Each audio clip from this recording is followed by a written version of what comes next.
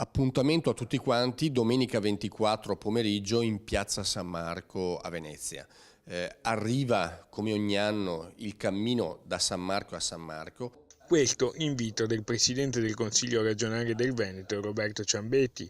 Si concluderà così domenica con ingresso ufficiale nella Basilica di San Marco, l'11ª edizione del cammino da San Marco a San Marco, con un particolare richiamo alla pace, come scritto a chiare lettere proprio nel gonfalone del santo, simbolo della città. Oltre 200 staffettisti negli ultimi 3 weekend hanno percorso ben 260 km per le strade del Veneto, partendo dalla chiesa di San Marco a Pai di Sopra, sul lago di Garda, per arrivare nella città lagunare.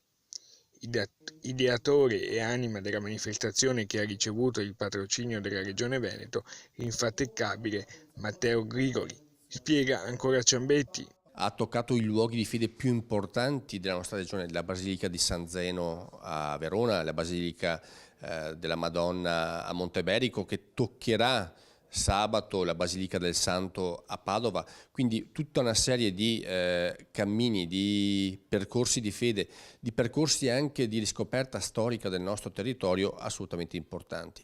L'arrivo, dicevo appunto, in Piazza San Marco, con poi l'entrata ufficiale nella Basilica di San Marco a Venezia. Meta finale del cammino sarà l'emozionante ingresso ufficiale degli staffettisti nella Basilica di San Marco e la consegna di 2 gonfaloni, passati di mano in mano ai protagonisti di questa marcia, insieme ai molti doni offerti dalle diverse amministrazioni comunali toccate nel cammino, che saranno consegnati al Patriarca di Venezia, Monsignor Francesco Moraglia.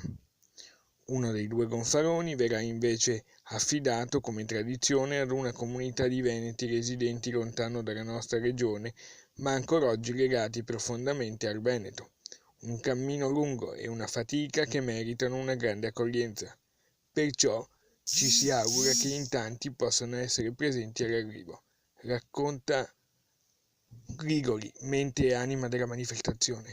Come ogni anno parte dal lago di Garda, raggiunge la laguna, come testimone la nostra bandiera del nostro patrono San Marco, che quest'anno verrà donata all'Associazione Veneti nel Mondo, che la consegnerà alla comunità dei Veneti di Val de Jaguari in Rio Grande do Sul, mentre l'altra bandiera verrà consegnata al Patriarcato. E invito tutti a partecipare con famiglie, seguito, bambini, in modo tale che sia una grande festa di popolo.